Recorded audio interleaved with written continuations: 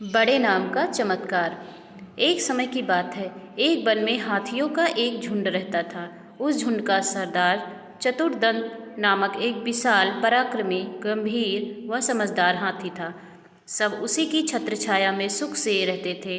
वह उसकी सबकी समस्याएं सुनता, उनका हल निकालता, छोटे बड़े सबका बराबर ख्याल रखता था। एक बार उस क्षेत्र में भयंकर सूखा पड़ा। वर्षों पानी नहीं बरसा। सारे ताल तलैया सूखने लगे। पेड़ पौधे, कुआं, धरती फट गई। चारों ओर हाहाकार मच गया। हर प्राणी बूंद बूंद के लिए तरसता गया। हाथियों ने अपने सरदार से कहा, सरदार, कोई उपाय सोचिए। हम सब प्यासे मर रहे हैं, हमारे बच्चे तड़प रहे हैं। चतुर्दंत पहले ही सारी समस्या जानता था, सबके दुख समझता था, पर उसकी समझ में नहीं आ रहा था कि क्या उपाय करें।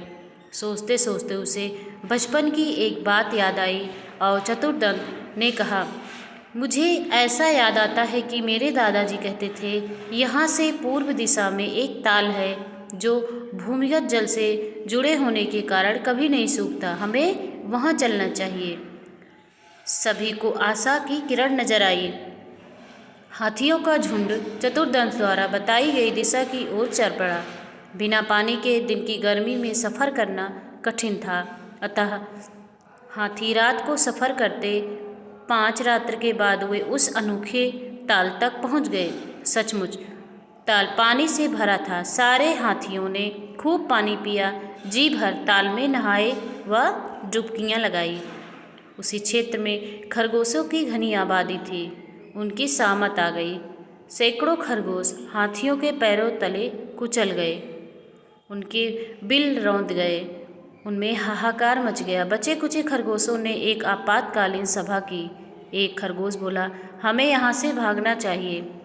एक तेज स्वभाव वाला खरगोश भागने के हक में नहीं था। उसने कहा, हमें अक्ल से काम लेना चाहिए। हाथी अंधविश्वासी होते हैं। हम उन्हें कहेंगे कि हम चंद्रवंशी हैं। तुम्हारे द्वारा किए खरगोश संहार से हमारे देव चंद्रमा रुष्ट हैं। यदि तुम यहाँ से नहीं गए तो चंद्रदेव तुम्हें विनाश का श्राप देंगे। एक अन्य खरगोश ने उसका समर्थन किया। चतुर ठीक कहता है, उसकी बात में हमें माननी चाहिए। लंबकर्ण खरगोश को हम अपना दूत बनाकर चतुर्दंत के पास भेजते हैं। इस प्रस्ताव पर सब सहमत हो गए। लंबकर्ण एक बहुत चतुर खरगोश था। सारे खरगोश समाज में उसकी चतुराई की धाक थी। बातें बनाना भी उसे खूब आता था। बात से बात निकालते जाने में उसका जवाब नहीं था। जब खरगोशों ने उसे दूत बनकर जाने के लिए कहा तो वह तुरंत तैयार हो गया। खरगोशों पर आए संकट को दूर करके उसे प्रसन्नता ही होगी। लंबकर्ण खरगोश चतुर्दंत के पास पहुंचा और दूर से ही एक चट्टान पर चढ़कर बोला, गजनायक चतुर्दंत, मैं लंबकर्ण चंद्रमा का दूत उनका संदेश लेकर आया हूँ। चंद्रमा हमारे स्वामी हैं। चतुर्दंत ने पूछा, भाई क्या संदेश लाए हो तुम?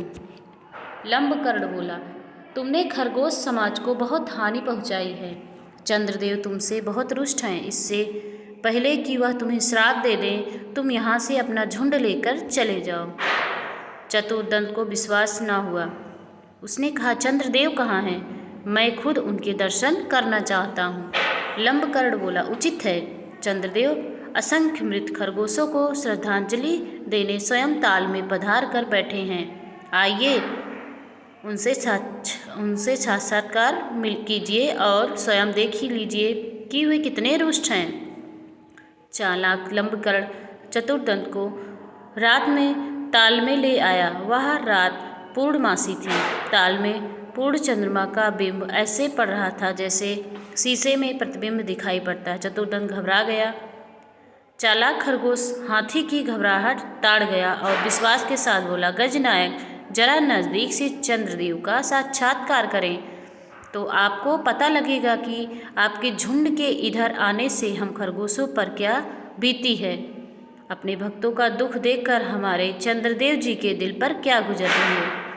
लंबकर्ण की बातों का गजराज पर जादू सा असर हुआ। चतुर्दंत डरते डरते पानी के निकट आ गया और सूर्ण चंद्रमा के प्रतिबिंब के निकट ले जाकर जांच करने लगा। सूंड पानी के निकट पहुँचने पर सूंड से निकली हवा से पानी में हलचल हुई और चंद्रमा का प्रतिबिंब कई भागों में बट गया और विकृत हो गया। यह देखते ही चतुर्दंत के होश उड़ गए। वह हड़बड़ाकर कई कदम पीछे हट गया। लंबकर्ण तो इसी बात की ताक में था। वह चीखा, देखो, आपको देखते ही चंद्रदेव कितने रुष्ट हो गए। वह क्रोध से कांप रहे हैं और गुस्से से फट रहे हैं। आप अपनी खैर चाहते हैं तो अपने झुंड के समेत यहाँ से शीघ्र प्रस्थान करें, वरना चंद्रदेव पता नहीं क्या श्राप दे देंगे। चतुर्दंत तुरंत अपने झुंड के पास लौट गया और सबको सलाह दी कि उनका यहाँ से तुरंत प्रस्थान करना ही उचित होगा। अपने सरदार के आदेश को मानकर हाथियों का झुंड लौट गया। खरगोशों में खुशी की लहर दौड़ गई। हाथियों के जाने के कुछ ही दिन पश्चात आकाश में बादल आए, वर्षा हुई और सारा जल संकट समाप्त हो गया। हाथियों को फिर कभी उस ओर आने की जरूरत ही नहीं पड़ी। तो बच्चों, इस कहानी से हमें यह शिक्षा मिलती है, चतुराई से शारीरिक रूप से बलशाली शत्रु को भी मात दी जा सकती है।